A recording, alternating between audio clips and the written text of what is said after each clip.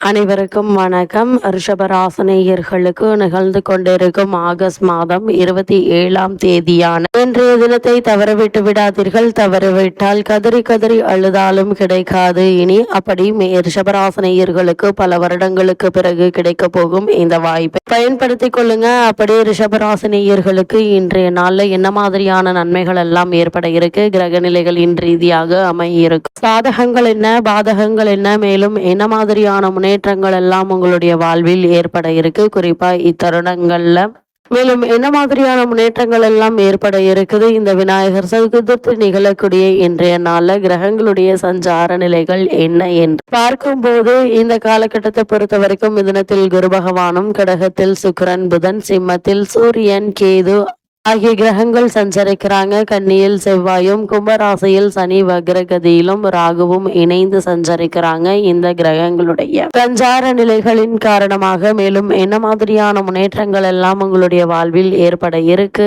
என்பது குறித்தான முழுமையான பதிவு தான் இந்த வீடியோல நம்ம விரிவா பார்க்க போகிறோம். அந்த வகையில இன்றைய நாளை பொறுத்த வரைக்கும் ரிஷபராசினியர்கள் மட்டுமில்லாமல் உலக மக்கள் அனைவருக்குமே இன்றைய நாள் விநாயகர் சதுர்த்தி தினமாக மிக விமர்சையாக கொண்டாடப்படுதுங்க. அப்படிப்பட்ட இன்றைய நாள்ல நீங்கள் என்ன செய்யலாம், என்ன செய்யக்கூடாது என்பது குறித்தான முழுமையான பதிவை தான் பார்க்க போகிறோம். அந்த வகையில விநாயகர் சதுர்த்தி விழா தமிழகம், கர்நாடகா, ஆந்திரா, தெலுங்கானா, மகாராஷ்டிரா உள்ளிட்ட மாநிலங்களில் வெகு விமர்சையாக கொண்டாடப்படுவது வழக்கமாக உள்ளது. பல இடங்களில் பந்தல்கள் அமைத்து விநாயகர் பலவிதமான சிலைகளை நிறுவி பூஜை செய்து வழிபடுவாங்க. பிறகு 10 நாட்கள் உற்சவம் முடிந்தது. அந்த விநாயகர் சிலையை ஊர்வலமாக கொண்டு சென்று கடலில் அல்லது நீர்நிலைகளில் கரைப்பார்கள். இதனால் நம்முடைய வினைகள், துன்பங்கள் அனைத்து கரைந்தோடிவிடும் என்பது ஐதீகம். அந்த வகையில் விநாயகர் சிலையை பொறுத்த வரைக்கும் 3/4 அடி துவங்கி பல அடி உயரம் வரையில் விநாயகர் சிலைகளை நிறுவி பக்தர்கள் பூஜை செய்வார்கள். விநாயகர் மீதான பக்தியை வெளிக்காட்டும் விதமான சாதாரண மக்களும் தங்களின் வீடுகளை பல விதங்கள்ல அலங்கரித்து விதவிதமான விநாயகர்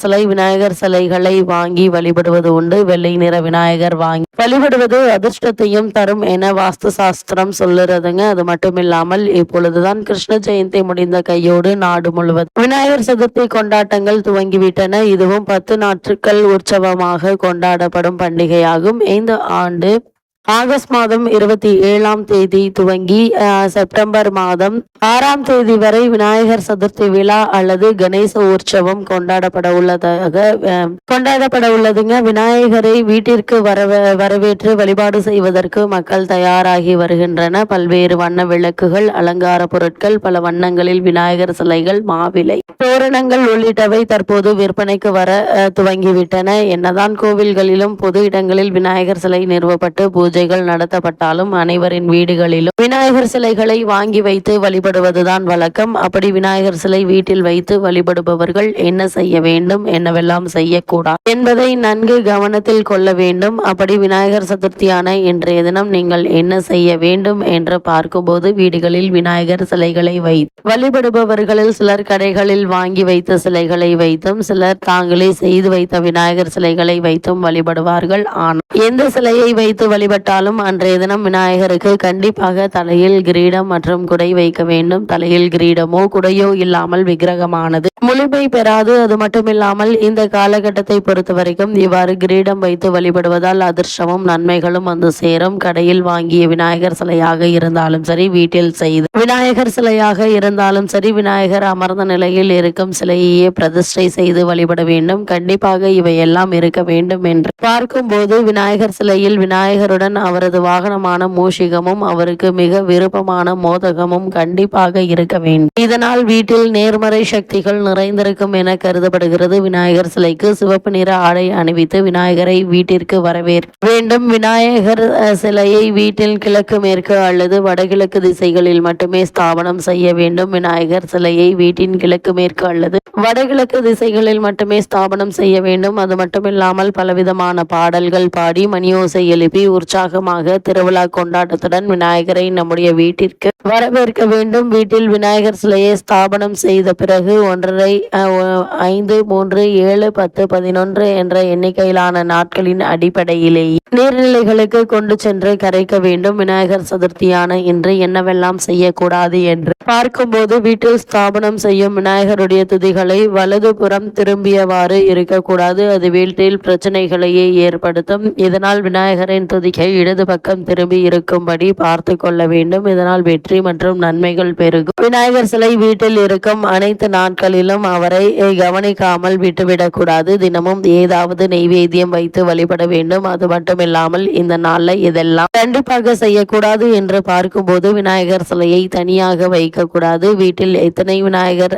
சிலை வேண்டுமானாலும் வைத்துக் கொள்ளலாம். ஆனால் அதோடு லட்சுமி தேவியின் சிலை அல்லது சிவன், பார்வதி, முருகன் யாருடைய சிலையாவது சேர்த்துதான் வைக்க வேண்டும். கற்பூர ஆராத்தி காட்டி பூஜை செய்யாமல் விநாயகர் சிலையை எடுத்து சென்று ஒருபோதும் கரைக்க கூடாது. இப்படிப்பட்ட இன்றைய நாள்ல ரிஷபராசினியர்களான உங்களுக்கு மேலும் என்ன மாதிரியான நன்மைகள் எல்லாம் ஏற்பட இருக்கு, குறிப்பா இன்றைய நாள்ல உங்களுக்கு கிடைக்கக்கூடிய இந்த வாய்ப்புகளையும் சந்தர்ப்பங்களையும் நீங்கள் பயன்படுத்திக் கொள்வதன் மூலமாக உங்களுக்கு வாழ்வில் என்ன மாதிரியான முன்னேற்றங்கள் எல்லாம் ஏற்பட இருக்கு என்று பார்க்கும்போது, உங்களுடைய ராசிக்கு தனஸ்தானத்தில் குரு இருப்பதால் பொருளாதார ஏற்றம் உண்டு என்பதுல எந்த ஒரு சந்தேகமும் இல்லைங்க. குறிப்பு ரிஷபராசியை சேர்ந்த கலைஞர்களுக்கு நீங்கள் எதிர்பாராத ஒப்பந்தங்கள் ஆதாயம் ஏற்படுத்த இருக்குதுங்க. ஒரு சிலர் வெளிநாடு சென்று விசேஷ கலை நிகழ்ச்சிகள்ல கலந்து கொள்ளக்கூடிய வாய்ப்புகள் கிடைக்க இருக்கு. இதன் காரணமாக நல்ல ஒரு முன்னேற்றத்தை இப்போது நீங்கள் தாராளமாக எதிர்பார்க்கலாம். அதே போல் ரிஷபராசினியர்களை பொறுத்தவரை தொழிலில் புது உத்திகளை நீங்கள் கையாள இருக்கீங்க. குருவினுடைய பார்வை உங்களுடைய ராசிக்கு தொழில் ஸ்தானத்தில் விழுவதாலும் அங்கே சனி ராகு இணைந்திருப்பதாலும் புதிய முயற்சிகள் வெற்றி பெறும் என்பது கிரக நிலைகள் தெல்ல தெளிவாகவும் உறுதியாகவும் எடுத்து காட்டுதுங்க. இவ்வளவு நாட்களாக தடைப்பட்டு வந்த காரியங்கள் இப்போது துரிதமாக நடைபெற்று நல்ல ஒரு முன்னேற்றத்தை ஏற்படுத்தி கொடுக்க இருக்கு. வணிகத்தில் ஆதாயம் உண்டு. அதே போல் உங்களுடைய ராசிக்கு